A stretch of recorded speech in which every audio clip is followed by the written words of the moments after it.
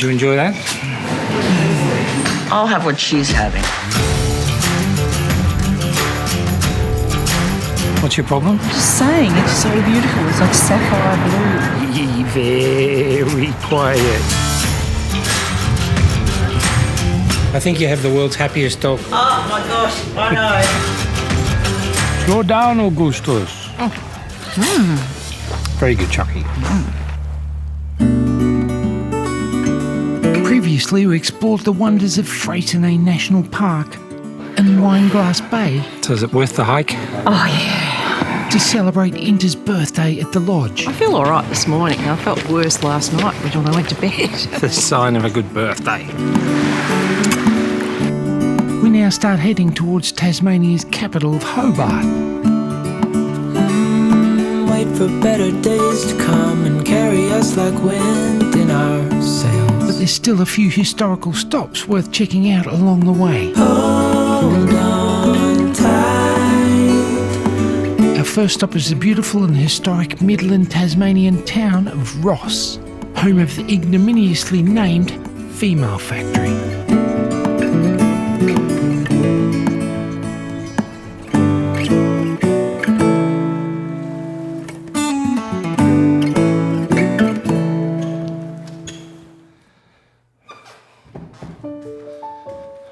Opening in 1847, the Female Factory operated under the probation system.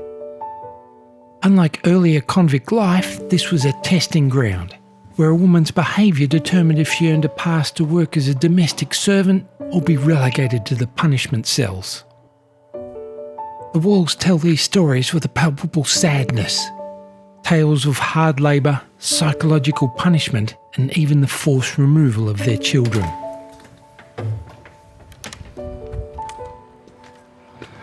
Interesting, because you don't hear a lot about female convicts. No. I spoke about them on Sarah Island, how they were locked away in like caves. Here they were put to work and I guess rehabilitated. From the factory we follow the meandering pathway to the nearby Ross Bridge. Completed in 1836, this colonial masterpiece was built by convict gangs who transformed and carved local sandstone into Australia's third oldest bridge. Behind the bridge stands the Uniting Church and the old military stables. These were for the horses of the colonial police, the men tasked with keeping order in this high-security convict district. What a beautiful spot. Isn't it? Historic. Historic Ross. Convict Cafe, home of scallop pies and vanilla slices. The scallop pie, particularly the curried variety, is an iconic delicacy originating in 19th century Hobart and remains a unique Tasmanian culinary tradition. It's a scallop and prawn pie.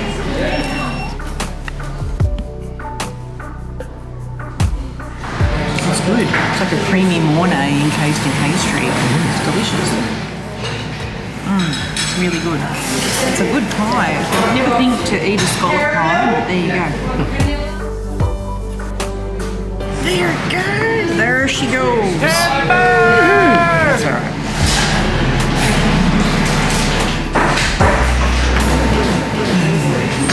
I'll have what she's having. In Australia we call them snot blocks, because it looks like a block of snot. Very messy, but delicious.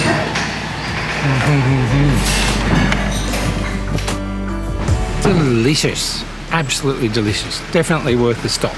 Did you enjoy that? Oh yeah, it was really nice. Beyond its convict history and its famous pies, there's a quiet charm to Ross that's hard to beat. It's one of the most complete colonial towns in Australia and remains a beautiful highlight of the Tasmanian Midlands.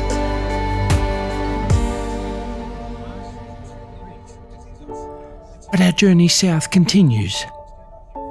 We've got one more stop before we hit the capital, and it's a town that's just as historic and arguably more famous for its very own bridge. The town of Richmond lies around 25 kilometres northeast of Hobart. Established in the early 1820s on the route between Hobart and Port Arthur, it needed a bridge to cross over the Coal River. And that bridge is now the reason that people go to Richmond. This is the oldest bridge in all of Australia. Richmond Bridge. A popular spot. Yeah. Stunning. Been here for 202 years. Wow. A lovely spot. I don't know much else about this town. I guess it's for another time. But a very nice bridge. A worthy stop on your trip to Hobart. Saving Richmond Township as a place to visit on future Tasmanian adventures, we turn south on our final leg to Hobart. Even though it seems a world away, Richmond's only 25 kilometres from the city, and the Tasman Highway and Bridge make it an easy trip. And we quickly find ourselves navigating downtown Hobart to find our hotel, the Tasman. Opening in 2021, this 152-room hotel is one of Tasmania's most historic buildings. In fact, it's multiple buildings covering 180 years of Tasmanian architecture, dating back to the 1840s St Mary's Hospital through to the 1930s Art Deco Public Service Building, and now the contemporary glass hotel pavilion.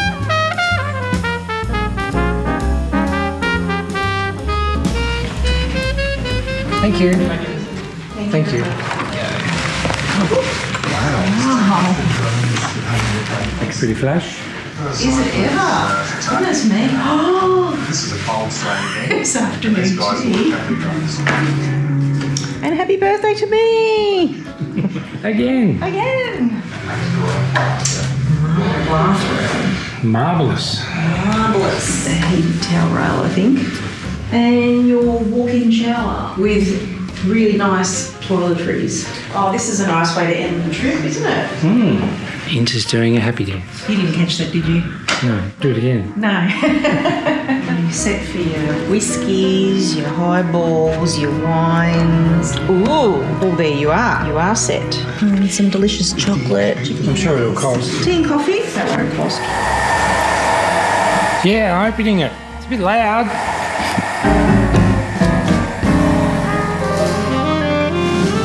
Thank you.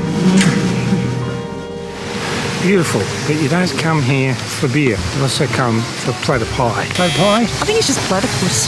Platypuses. Located just below the Cascade Brewery, the Cascade Gardens is a famous spot on the Hobart Rivulet for spotting wild platypuses. Very quiet. I'm hunting platypus. What are you going to do? Use his footage? I would never steal anybody's footage. Look, there's one.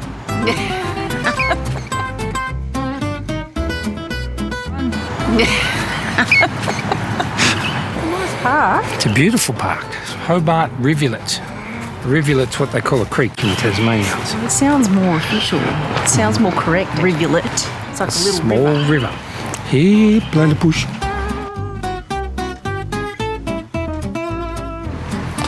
No platypus. Very nice park.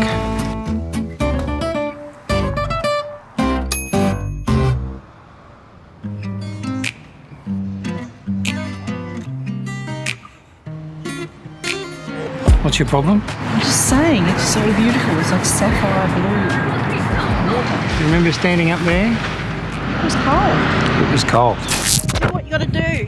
Hurry. It's a little cold. This morning we're heading south from Hobart to nearby Bruny Island and home to one of Australia's most Instagrammed locations known as the Neck. To get there you first need to catch a car ferry from the town of Kettering for the 20-minute ride across to the island.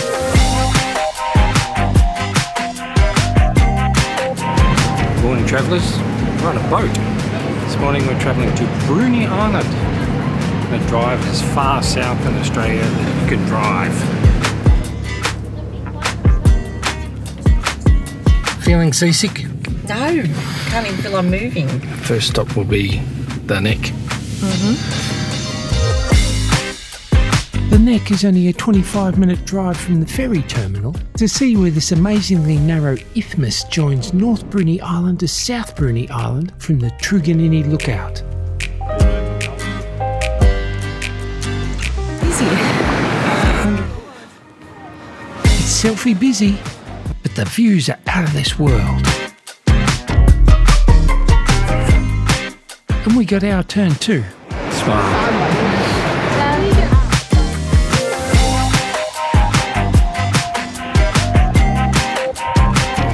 Everybody wants that iconic Tasmanian photograph. That nobody else has.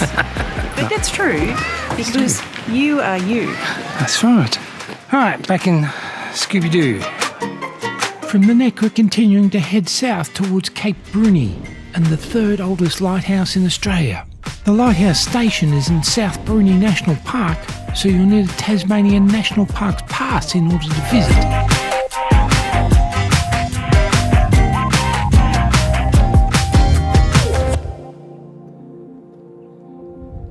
The next stop from here would be Antarctica.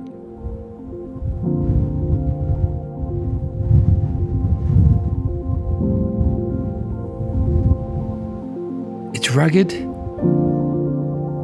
it's windswept and isolated, but it's also stunningly beautiful.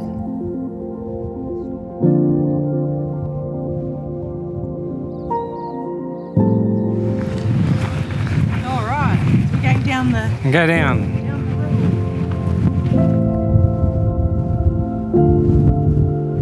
Imagine riding a skateboard down here. Cowabunga!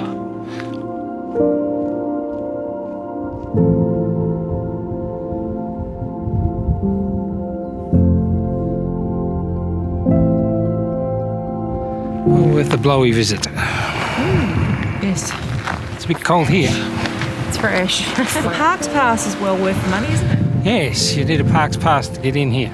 Lucky we already paid for one back at Freycinet. From the windswept beauty of Cape Bruny, we're heading to check out some of the artisan outlets of the island, starting with the Bruny Island Chocolate Company.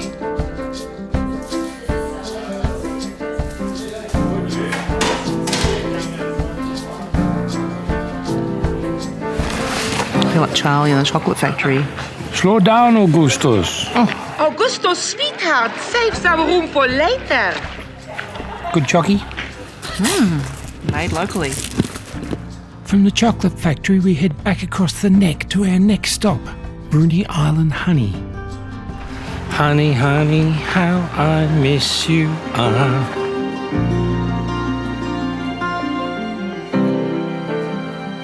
This is such a fabulous place. Busy bees. You're going to be in honey heaven here anyway.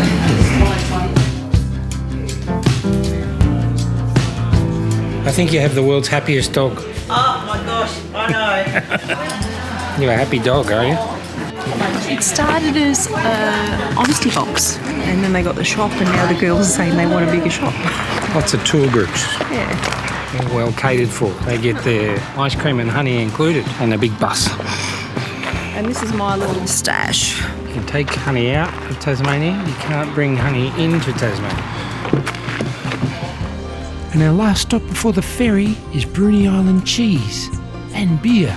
Beer, cheese and bread, or cheese, beer and bread. Founded in 2003, they're renowned for producing traditional artisan cheeses using raw milk products from sustainable small-scale farming practices. The last stop on our artisan trip. Yes. Then we go back on the ferry.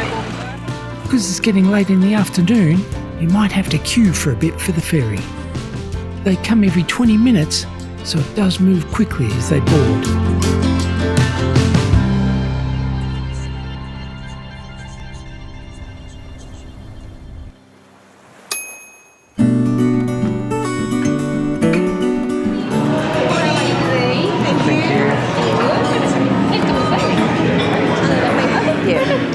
Thank you very much. Thank you. Your breakfast. This is a nice space, isn't it? And lots of lovely fresh food, and they catered for people to go as well. You can get your coffee to go, takeaway cups. It's really good. Thank you. Thank you. Thank you. Thank you very much.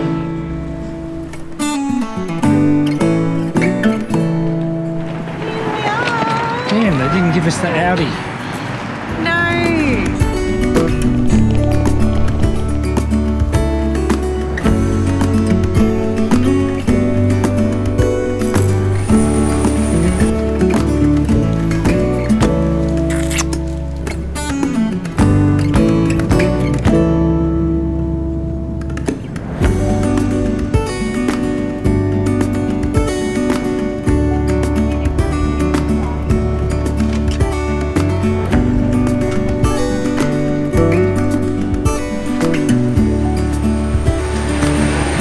bye. Bye. See you next time.